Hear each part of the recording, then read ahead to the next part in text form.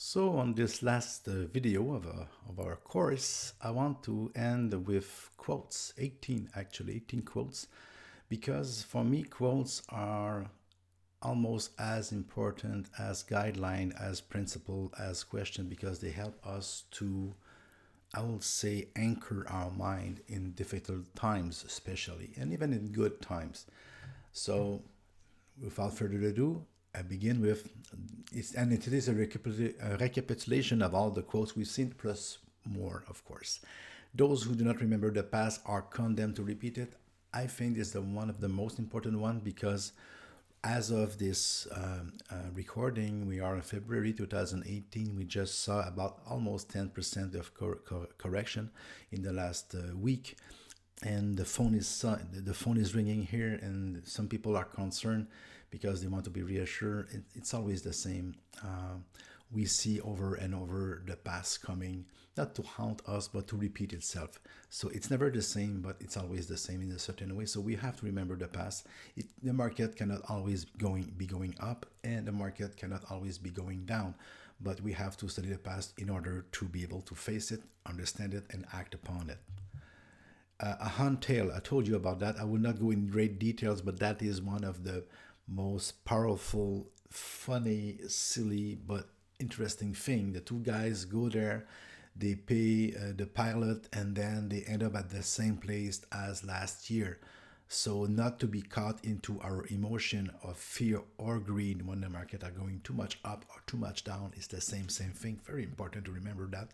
That way, I always keep that the hunt tail and the picture of the plane not far from me, so I remember that silliness, but at the same time, the wisdom behind it. The rule, and I just saw, I proposed to you about the HBO documentary. If you haven't, you're not supposed to jump at the end. You're supposed to watch all the videos.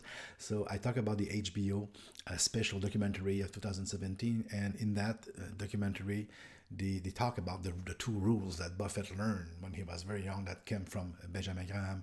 And rule number one, never lose money. Rule number two, never forget about rule number one.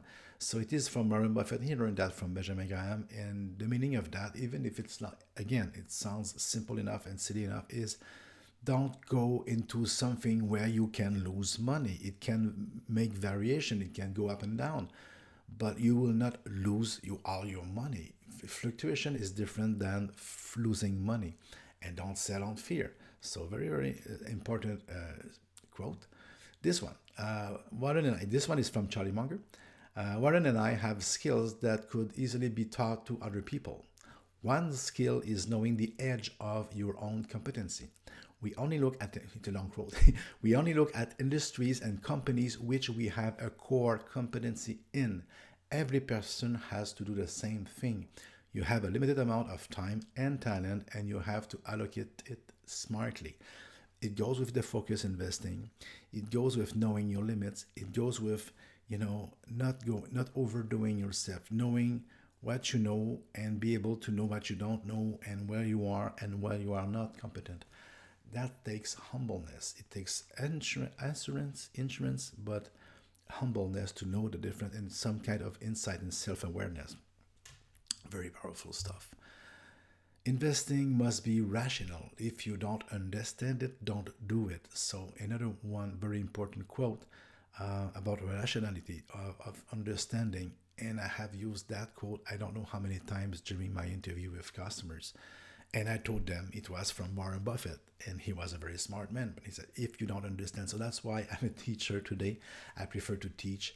And that quote is, have always, for the last 25 years, not far from my site. If you believe that you can waltz happily in and out of the stock market without being affected by tax or inflation, I would like to be your broker but not your partner. So he's telling that if you want to trade stock, it's not investment, it's speculation, and there is nothing that proves that you will be able to win over time. He even made a bet 10 years ago against a hedge fund, and he says, I will bet you anything that on 10 years you will not be able to beat my S&P 500 ETF. And he has just won the bet because hedge funds tend to churn around, go in and out of the market and make transactions which can give them an edge for a year or two, but over the long run, the best, the broker gets the best out of those players. Prior to that, I had been investing with my glands instead of my head, says Warren Buffett about the Benjamin Graham book. So I think it says it all. He was the gland, meaning he was caught into his emotion, and that book gave him some intellectual framework on which to lay upon and to have a better understanding of what he was doing. As far as I am concerned, the stock market does not exist. It's only there as a point of a reference to see if there are people who offer to splurge or do crazy things. So he blocked out the noise. He just look at the things that he wants, and he will go buy if the price is right, or maybe sell. But he's not on the selling side very often, but he may be, because we have seen in the later years that he got rid of some of his investment, notably Walmart or IBM or some GE stocks, which he thinks that no longer represent a good for the future in his point of view. So he can sell some of the stock, and he will go, of course, and buy like crazy. Like in 2008, he was a big buyer. My idea of a group decision is to look in the mirror, meaning that he has faith in his own judgment, and he thinks, he learns, he reads, and that's the way he's made. So not bad. Not easy for everybody to do that, because sometimes we tend to share or to listen to what other people are saying, but sometimes an opinion or something, of just a phrase, just a sentence, a phrase that somebody says to us doesn't mean it makes sense. So you have to reflect. Then look at the market fluctuation as your friend rather than your enemy. Profit from the folly rather than participate in it. A little bit, just a spin on the other one about the market. So look at the market fluctuation as your friend rather than your enemy. Profit from it rather than participate in it. Love it. The guy does not agree with him on the picture, no. If you cannot control your emotion, you cannot control your money. Simple. We saw that. It's absolutely understandable. And Buffett knows that he has a lot of people that are very intelligent. He has never looked for somebody intelligent. He has always looked for somebody who is emotionally capable of controlling his own emotion, because the decision does not come from intellect. Decision come from emotions, and sometimes it can be bad decisions. In the short run, the stock market is a voting machine, but in the long run, it is a waiting machine. That's from Benjamin Graham. And that's why he said, we saw that with the most probable example was with the Berkshire share, when I show you the distinction between the profits, because Buffett and all the book value and all the profits and stuff, and how the book value were going up in every year, 10, 15, 20%, and the market was reacting sometimes 40% more, sometimes 40% less. So the market was overreacting to the news when you look at the stock. And because Berkshire is pretty special, we have like a 50 years worth of looking at it, and we can see how the market gets it wrong on the emotional side and on the short-term side, but in the long run, logic emerge. It takes it. Price is what you pay, and value is what you get. Remember the example I give you about my blue suits that I bought at the place for the man. So the price you pay is what you pay, okay, but the value is what you get, and that's a very important distinction to make. We do not have, I love this one, we do not have, never have, will never have an opinion about the stock market, interest rate, or what the economic activity will be in a year. That has saved me so much time during my interviews. You cannot believe it. I have used that hundreds of times because I did not want to discuss economy with my customers, my client, my investors. Not because I didn't want it, but it did not do anything good for the investing, for the part of going in, for the part of diversification. Nobody knows, and he has always been very humble about it, very straightforward about it. He's just concentrating on having good companies in his portfolio. He knows the good companies will go through thick and thin, and if they were well managed, if they have a moat, if they are very very solid, over time they will prevail. But every time he's been asked a question about he's very patient. Every time he's being asked a question about the stock market, about the economy, he always responds. His answer is always the same, and it was like that in 1957. So he hasn't changed on that part. It takes 20 years to build a reputation and 5 minutes to ruin it. And boy, have we seen it in the last months. If you think about that, you'll do things differently. I wish some people in the United States about all, you have learned about all the scandals and stuff. They should have read that. Very important. And the picture on that was taken from a Radio Canada website talking about stock market. So it's pretty, but I'm showing it to you just to see what type of picture we see in the media. So it has a double intender. But yeah, so the reputation for Buffett, reputation is everything. Numbers, millions can go up and down, but reputation is so important, and he's right. You can't produce a baby in 1 month by getting 9 women pregnant. That's a Buffettism. So some things take time, even if you want it, have it rapidly.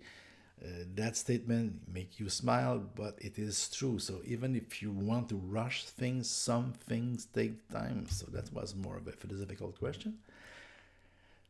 A public opinion poll is no substitute for thought. So a thought process. So if the public opinion is, we saw that with Donald Trump, of so many things these days, and we have so many websites, radio station, TV station, pundits that give us their opinion. And a poll, or just what people think, it's not the logical way of thinking things. This one is profound. Calling someone who trades actively in the market an investor is like calling someone who repeatedly engages in one-night stands a romantic. And he used that. Yes, so trading is not investing, and when you see those faces, those are not faces of people that are investing. Those are faces of people that are caught in the emotion, in the minutes, in the moment. So that's not investing. We never see faces of investors because they will be very very boring to watch. The chains of habit are too light to be felt until they are too heavy to be broken. This one is more on the philosophical side, but it's difficult to change habits. It's difficult to change. The older you get, the more we are entrenched into our habits. Those habits can be the coffee in the morning, can be anything, and those habits translate to the way we think. The chain of the thought habit, the way we deduct, the way we think about stuff. We love or not the stock market, or the investing, or the speculation, or the latest return, the recency bias, like they say. Another one, just a thinker. I love it. Put it there. You use it. So that was the 18 different quotes I promised you, and then the conclusion. In the conclusion, you say, stay away from the stock market and don't worry about the economy. I think I put it in first because when we are in the mutual fund, in the stock market, we tend to look at it every day and sometimes many times a day, and we can get caught up. Even if we are financial planner or counselors or even teachers, we can get caught up into the moment. I haven't talked to you about this one in the whole course, but I have it just by my here, and it's called a Stock Trader Almanac. And if you have any chance, it's been 50 years into printing. It's a book of all the statistics, everything that happened in the last 50 years. It is fascinating. It's not a read, but it's just, and we can see all the patterns. It's so much easier when we see it in hindsight, when we see it with a distance, and we can see the pattern, and we don't have all the emotion attached to it. So that is one of the most important conclusions, I think. Secondly, you buy into a business, not a stock. It's not as easy to do when we buy mutual fund because we are not buying the stock directly. We are buying it through a manager. That's why it's so important to have faith, to have confidence in the manager's process, or if we buy an ETF that is an index fund, that's something else. But if we buy a fund, a mutual fund that is managed, it's very important to have faith in the way the screening process exists. And when we see and witness that the mutual fund we own has this or that stock, we can see more the business side and not the way it goes up and down. And one of the things I did with my customer back in the day was looking at the mutual funds holding and looking at every line with every stock and making them think about what the stock represents. I was using Canadian mutual fund, and when we see Dollarama, Canadian Tire, McDonald's, Metro, all those companies where customers go every day, it always did the same thing to them, always, hundreds of times. It calmed them down because they were looking at the business side of and not at the stock wave. And learn how to think independently. This one is another, again, a philosophical self-awareness, but to be able to have confidence in the way we think, and that's why I'm always advocating reading books, taking those classes online. It's a good investment, and it helps you, I hope, to think more independently. And lastly, but not least, the fundamental values will always be fundamental. That course has been recorded in January, February 2018. I will refresh it, but I hope and I think it will stand the test of time, because the basics we have studied together are basics. They are fundamentals: earning per share, PE ratios, retained earnings, debt, business, companies, all those things 5, 10 years from now, 20 years from now will still hold true. If we still have a market, if we still have an economy, they will still hold true. So that's the end for me. I hope you had a great time. I had a great time just being here in my office and recording that for you. And I wish you the best. You can write to me. I will answer your email. You can phone, and I've put some comments on. And now you just have to do the test, the exam, for you to have I will manually correct your test, and I will send you the certificate for your PDUs. But best of luck, best of continuation, and thanks for being here with me for that Buffett and Company course.